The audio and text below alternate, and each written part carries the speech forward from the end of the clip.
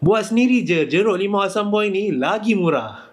Bahan-bahan nak buat dia mudah je. So korang perlukan limau kasturi, asam boy putih, gula putih sekilo, gula merah, air 1 liter. Potong buah limau korang lebih kurang 1/4 daripada saiz buah tu. Kemudian korang perah jus dia, dan kita nak dia punya kulit dan jus dia, biji kita buang. Lepas tu kita boleh masak air gula kita, iaitu air, gula putih, gula Melaka tadi. Masak dan kacau sampai dia sebati dan dia cair. Bila dah sebati, korang bolehlah masukkan asam boy putih kita tadi, jus perahan air limau.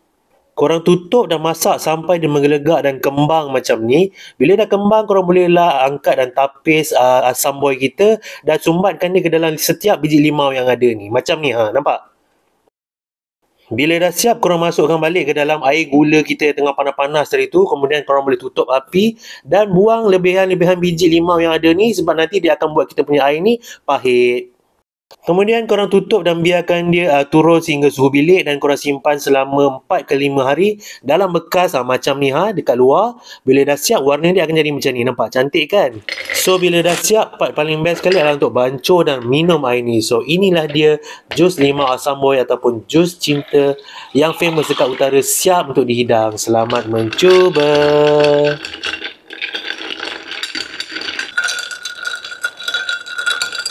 Bismillahirrahmanirrahim.